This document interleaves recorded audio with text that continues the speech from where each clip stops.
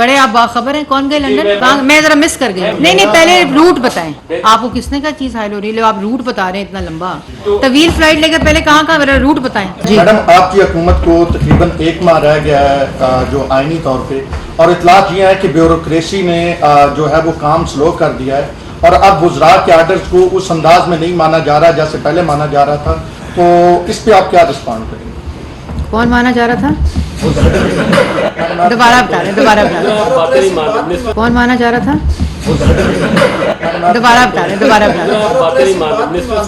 अच्छा जी, मुझे नहीं पता कौन सी ब्यूरोक्रेसी, कौन सी वजीरों की बात नहीं मान रही, इस बात का मुझे तो इल्म नहीं है, क्योंकि कोई ब्यूरोक्रेसी उस वज़ीर की जो आवाम की बेहतरी के लिए, मुल्क की बेहतरी के लिए काम कर रहा हो, उसके ऑर्डर्स को ना, वो ब्यूरोक्रेसी जो 2018 से 2022 तक थी, जिसको हुक्म सिर्फ ये था कि फ़लाने को जेल में डाल दो, फ़लाने के एसी उतार दो, फ़लाने को गिरफ़्तार कर लो, फ़लाने के घर पे रेड करा दो, वो ब्यूरोक्रेसी ना मानती हो तो उसकी मैं ज़्यादा वो नहीं देती थी। लेकिन मैं ये सोच रही थी साले साहब कि मैंने भी गुफ्तगू में कहा कि कहते हैं कि नवाज़ शरीफ और मुस्लिम लीग नून जो है वो इलेक्शन से भाग रही है, मगर मैं ये सोच रही थी कि अल्लाह ताला की शान है और अल्लाह ताला की मेहरबानी है। इन्होंने तो 350 डैम बनाने थे, शहबाज शरीफ 5500 मेगावाट बिजली बनाकर चला गया। यहाँ तक कि खाली तरक्की, खाली मईशत, खाली रोज़गार, खाली इंफ्रास्ट्रक्चर नहीं, बल्कि नवाज़ शरीफ साहब ने ही आकर, मुस्लिम लीग नून ने ही आकर इस मुल्क की कल्चर पॉलिसी ठीक करनी होती है, इस मुल्क की सकाफत ठीक करनी होती है, इस मुल्क में बर्दाश्त लानी होती है, इस मुल्क को दोबारा से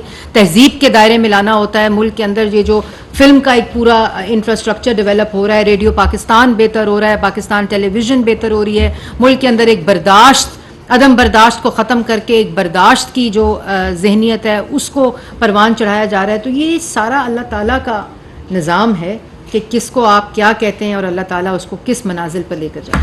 पहला या एक ही करें, कोशिश होगी वो शॉर्ट हो। मैडम, आपकी गुफ्तगू में आपने पीटीआई के कई रहनुमाओं को उनके स्टेटमेंट्स को कोट किया, जिससे तासुर मिलता है जैसे नून लीग ये समझती है कि पाकिस्तान की करंट मेस के जो जिम्मेदार है वो जनरल बाजवा साहब है। कार्रवाई होने जा रही है क्योंकि इमरान खान को लॉन्च करने वाले जनरल बाजवा ही थे और पूरा क्रेडिट बाजवा साहब को जाता है।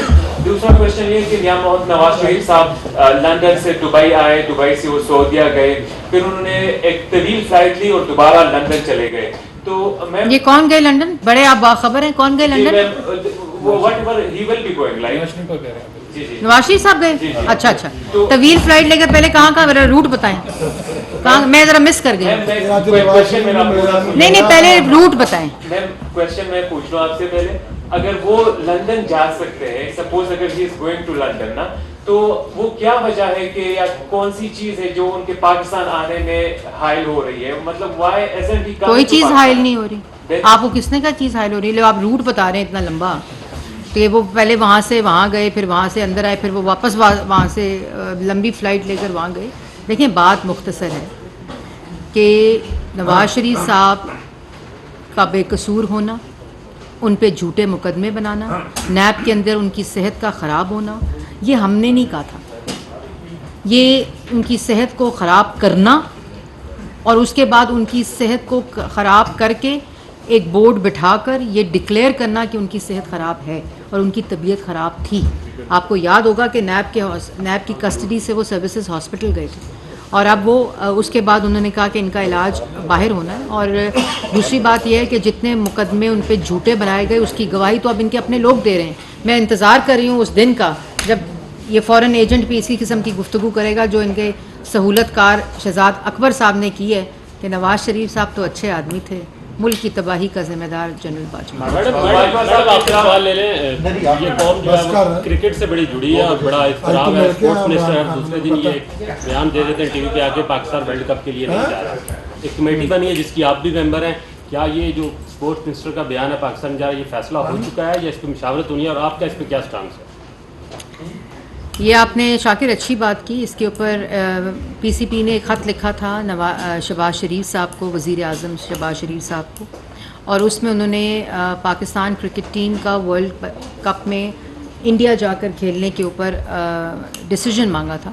तो वज़ीर आज़म शहबाज शरीफ साहब ने, क्योंकि ये एक कंसल्टेटिव और होलिस्टिक डिसीजन है जिसमें फ़ॉरेन पॉलिसी है, जिसमें लीगल एस्पेक्ट्स हैं, जिसके अंदर सिक्योरिटी के एस्पेक्ट्स हैं, जिसके अंदर स्पोर्ट्स के एस्पेक्ट्स हैं, जिसमें एक इंटरनेशनल जो स्पोर्ट्स का फिनोमेना है वो भी है, और इससे मीडिया की भी कुछ चीज़ें जुड़ी हैं। तो इन तमाम चीज़ों के ऊपर मुतल्लिका वज़रा के ऊपर मबनी मुश्तमिल एक कमेटी बना दी गई है, और उसका मेरा ख्याल है इसी हफ्ते इजलास होगा, और उस कंसल्टेशन के साथ जो भी डिसीजन होगा वो आपके सामने रखा जाएगा।